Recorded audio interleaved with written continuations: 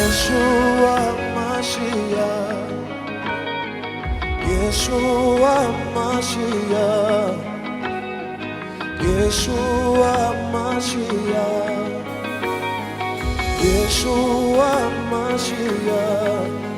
Tu es la lumière qui donne la vie, Verbe créateur du Dieu incréé. Yeshua Mashiach, Yeshua Mashiach. Bien-aimés dans le Seigneur, nous vous bénissons. Nous disons bonjour pour ceux qui nous suivent les avant-midi et bonsoir pour ceux qui nous suivent le soir. Nous bénissons le Seigneur pour ce beau moment. Nous revenons encore pour ce troisième chapitre de l'émission Image de Dieu. Je suis votre humble serviteur, le pasteur Daniel Kamachi de l'église Image de Dieu. Alors, pour ce troisième chapitre, je viens vous annoncer un bon thème, une bonne pensée que Dieu nous a communiquée pour vous, qui est intitulée « La sagesse ».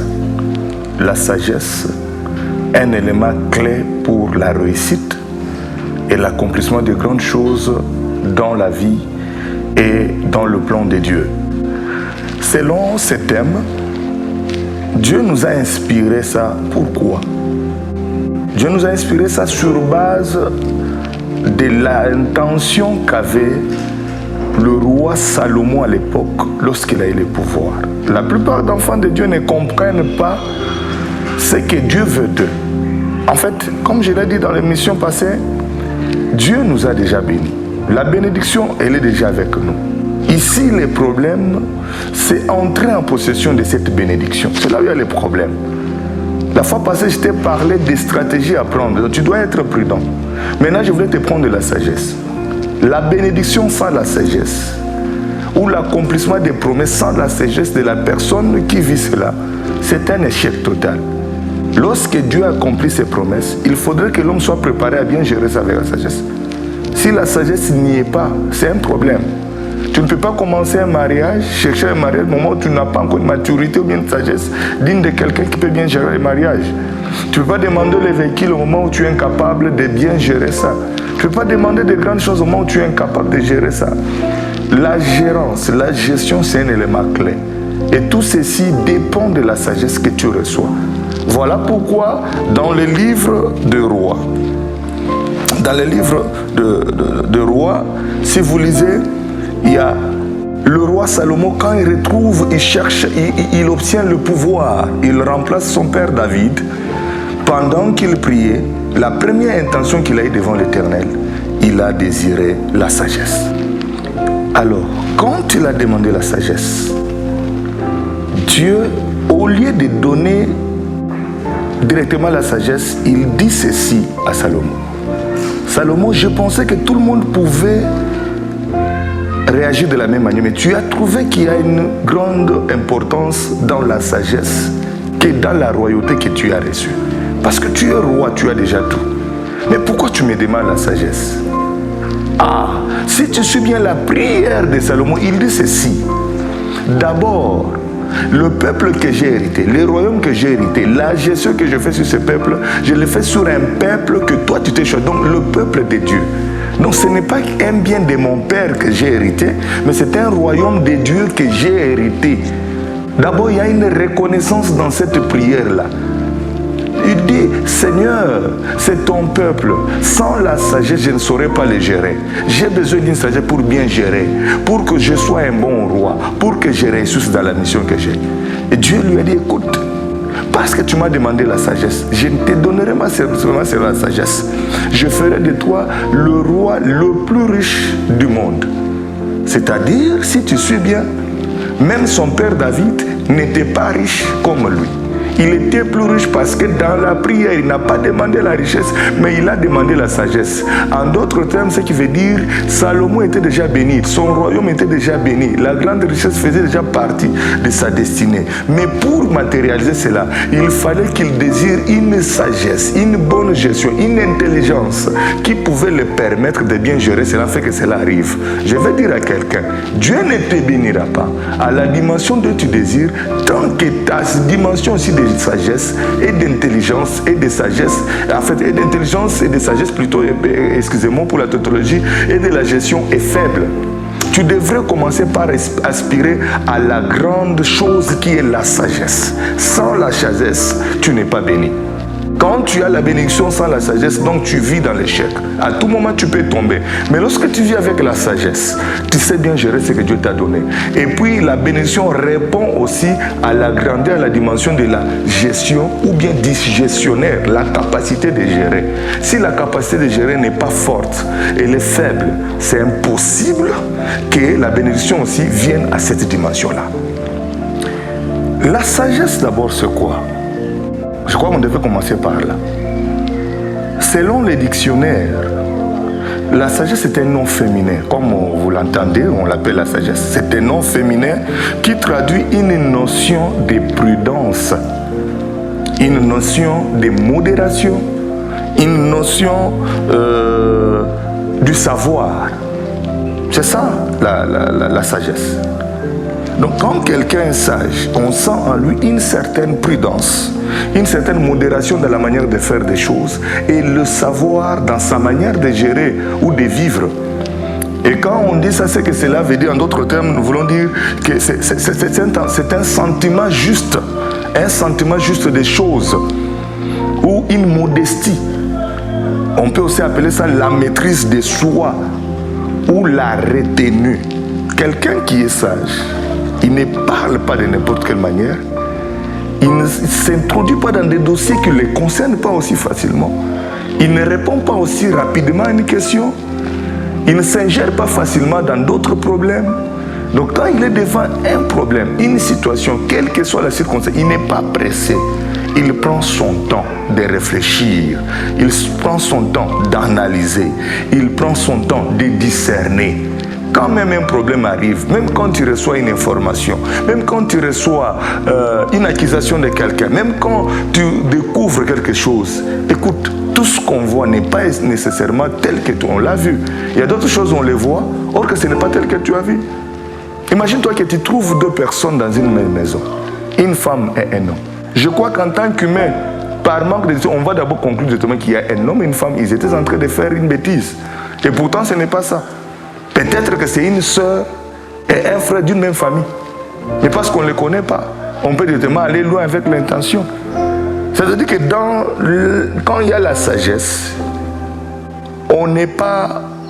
il n'y aura pas de pressé dans la prise de décision, ni dans l'analyse des problèmes.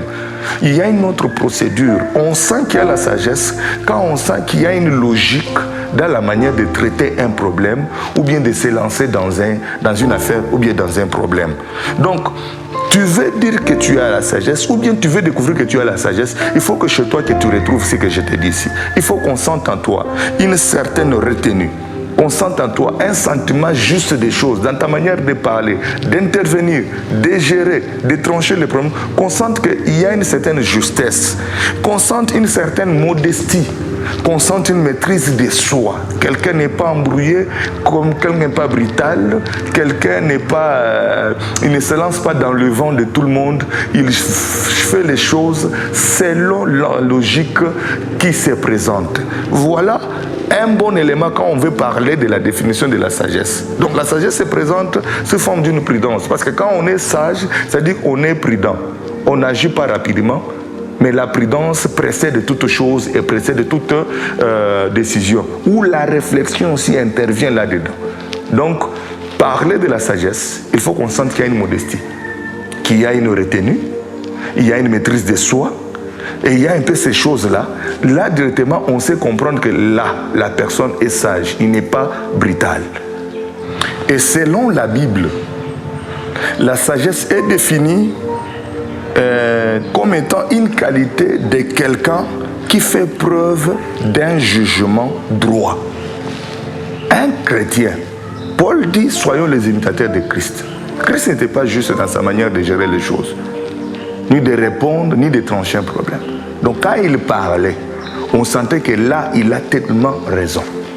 Lorsqu'il agit, on sent vraiment qu'il a totalement raison et il a dit quelque chose qu'il faut à la place.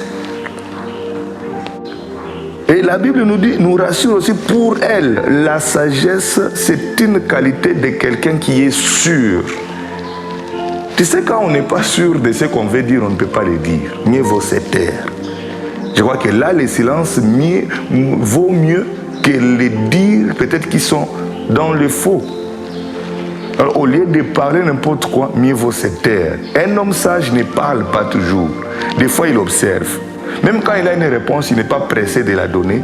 Il veut être sûr, confirmer, vérifier plusieurs fois avant de dire. Parce que ce qu'il dit, il sait que la Bible dit ceci.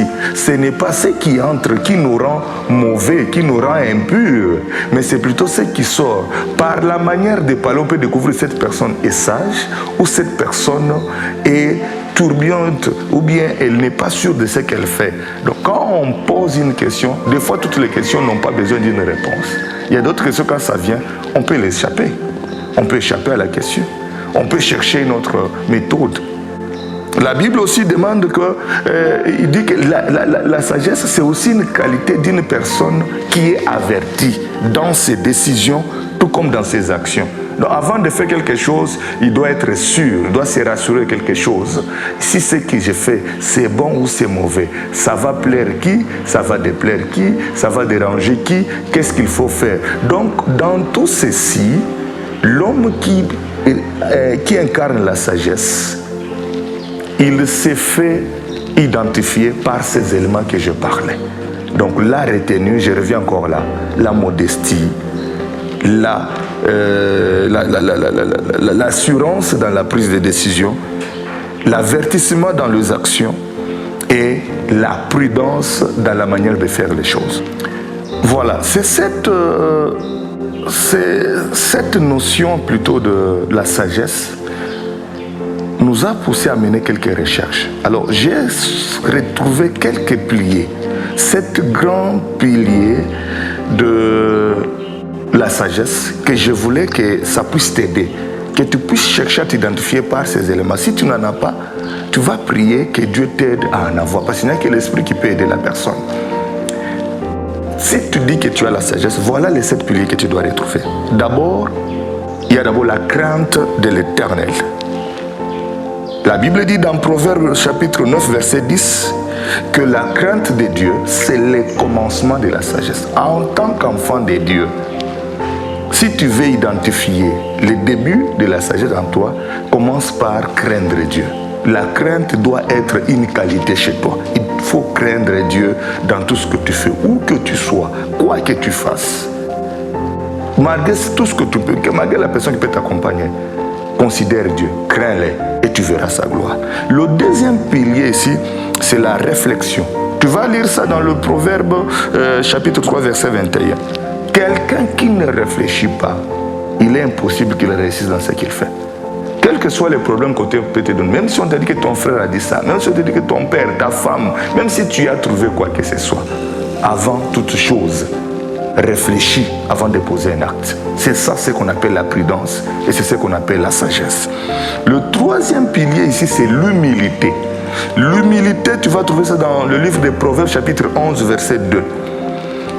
Quelqu'un qui est rempli du Saint-Esprit et qui est animé de la sagesse, qui a un don de la sagesse en lui, on trouve en lui l'esprit d'humilité. Parce que quand tu arrives quelque part, si tu veux aller loin et tu veux grandir, il faut apprendre à être humble. T'effacer là où les autres veulent apparaître, mais apprendre à disparaître pour apprendre. Parce que le jour que tu vas apparaître, tu seras plus grand que celui qui était beaucoup plus dans l'apparence. L'humilité est un grand élément qu'il faut avoir pour en fait, développer la sagesse en toi. Il y a aussi le 5e élément ici, qui est la soif de la connaissance de Dieu. Tu vas lire ça dans le livre de Proverbes, chapitre 2, verset 2 au 6e verset. Si tu prends ton oreille, tu écoutes beaucoup la parole de Dieu.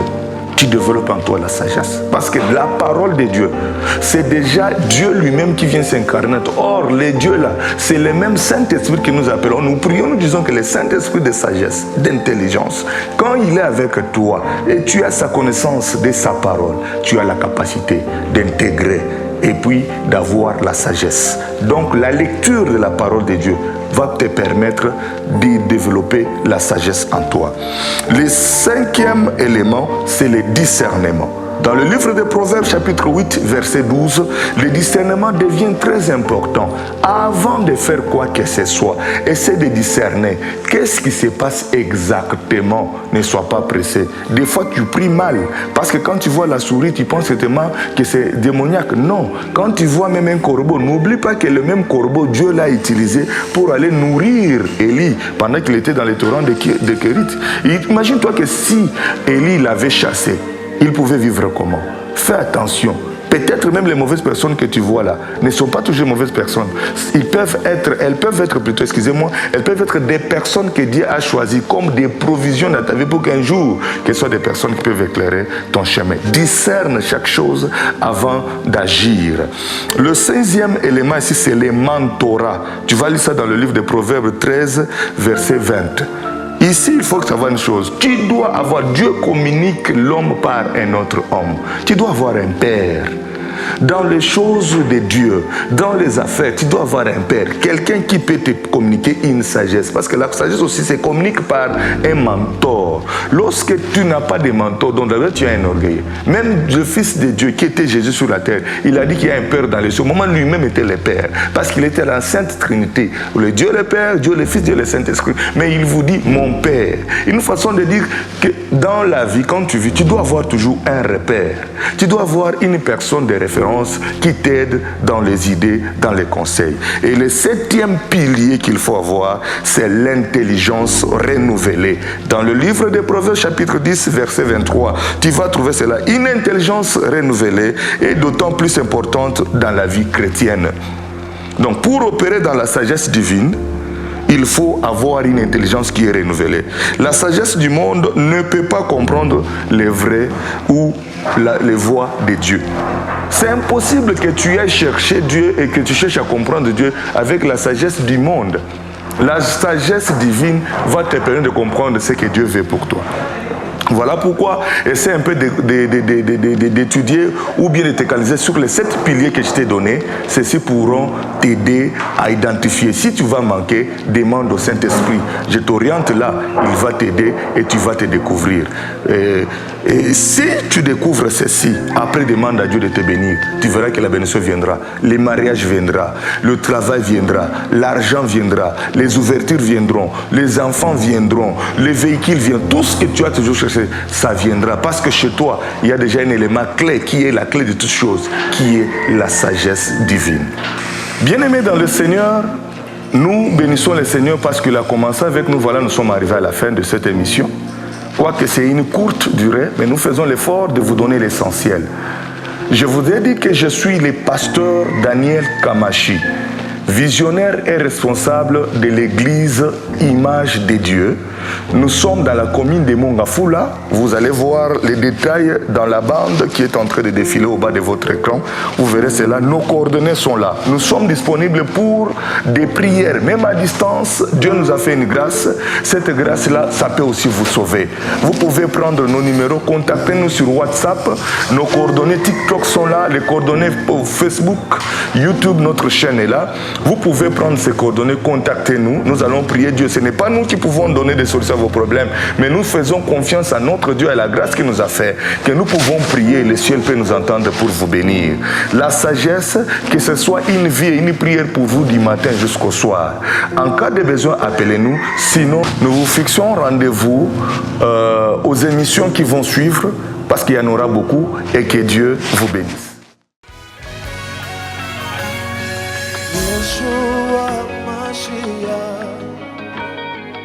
Yeshua Mashiach, Yeshua Mashiach, Yeshua Mashiach, tu es la lumière qui donne la vie, Verbe créateur du yeux incréés. Yeshua.